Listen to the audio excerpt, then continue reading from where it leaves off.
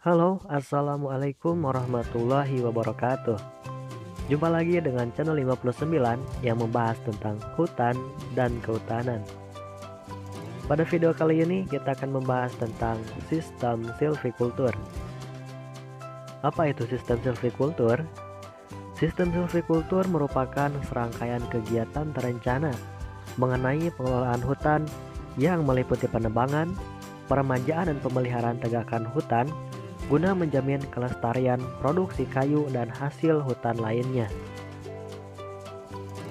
Beberapa sistem silvikultur yang telah dikenal dan diterapkan di Indonesia adalah TPTI, Tebang Pilih Tanam Indonesia, TPTJ, Tebang Pilih Tanam Jalur, TR, Tebang Rumpang, dan THPB atau Tebang Habis Permudahan Buatan. Sistem silvikultur yang baik bukan dipilih, tetapi dirumuskan sebagai suatu cara pemecahan masalah dan disesuaikan dengan kondisi lingkungan serta vegetasi awalnya.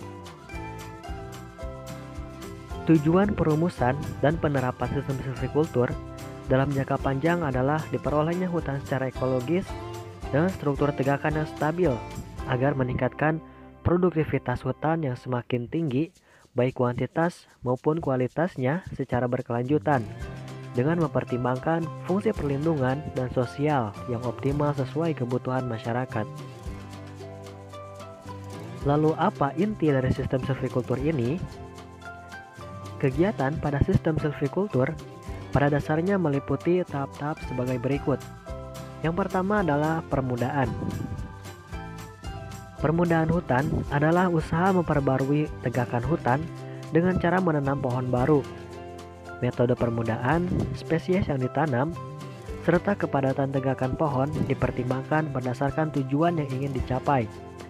Permudaan dapat dibedakan atas permudaan alami dan permudaan buatan. Nah, permudaan buatan menjadi metode yang paling umum dalam menanam. Sebab metode ini lebih dapat diandalkan dibandingkan regenerasi alami. Penanaman dapat menggunakan semai atau bibit, stek, ataupun benih. Regenerasi secara alami adalah permudaan hutan dengan memanfaatkan biji dari pohon-pohon induk yang tersisa, semai akar, atau terubusan dari tunggak. Konifer merupakan regenerasi melalui biji. Sedangkan sebagian jenis pohon berdaun lebar dapat memperbanyak spesiesnya melalui terubusan akar atau tunggak. Inti dari sistem silvikultur yang kedua adalah perawatan hutan. Di antaranya terdapat pengayaan, penjarangan, dan juga pemangkasan. Pengayaan atau enrichment adalah upaya meningkatkan kepadatan tegakan hutan dengan melakukan penanaman di hutan yang telah tumbuh. Istilah pengayaan digunakan jika jenis tanaman yang ditanam berbeda dengan jenis-jenis pohon yang telah ada.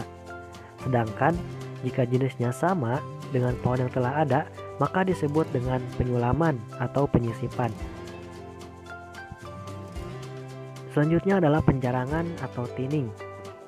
Adalah kegiatan mengendalikan jumlah pohon pada area tertentu. Misalnya, dengan menebang pohon yang tumbuh tidak normal atau kualitas kayu yang buruk sehingga memberi ruang lebih kepada pohon lain yang sehat.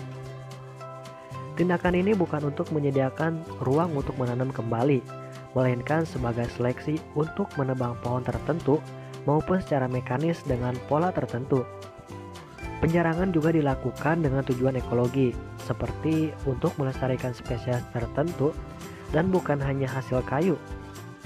Penjarangan berulang kali dapat menjaga kadar karbon dalam tanah lebih baik dibandingkan metode tebang habis kemudian ditanam kembali.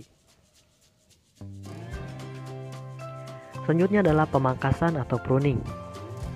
Nah, pemangkasan dalam silvikultur adalah pemotongan cabang terendah dari suatu pohon yang tidak produktif dalam proses fotosintesis dan mencegah perkembangan mata kayu. Kayu yang tertebas dari mata kayu memiliki nilai jual yang lebih tinggi. Terdapat beberapa parameter yang digunakan untuk penentuan sistem silvikultur dan setidaknya terdapat 5 parameter, yaitu Yang pertama, kelestarian sumber daya hutan. Pendekatan yang dilakukan dengan cara meminimalkan kerusakan hutan dan yang bertujuan menjaga kelestarian fungsi produksi baik secara volume maupun terhadap jenis-jenis pohon yang ada. Yang kedua, kesesuaian dengan kondisi lokal. Didekati dengan kondisi penutupan hutan, jenis tanah, dan konfigurasi lahan atau topografi.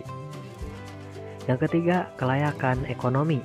Dicirikan dengan pemilihan sistem silvikultur yang mampu memberikan profil dan benefit yang terus-menerus meningkat, yang diinvestasikan kembali ke hutan sehingga modal berupa hutan mempunyai nilai yang meningkat.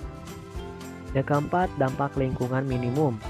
Pelaksanaan sistem silvikultur juga harus didukung dengan teknologi yang ramah lingkungan dan dalam aplikasinya berpedoman pada kaidah-kaidah reduce impact logging atau RIL. Yang kelima adalah manfaat sosial yang optimal. Penerapan sistem silvikultur diharapkan dapat memberikan efek ganda baik bagi para shareholder maupun stakeholdernya. Nah, itu dia penjelasan mengenai sistem silvikultur. Semoga bisa menambah pengetahuan kita semua. Semoga bermanfaat dan salam.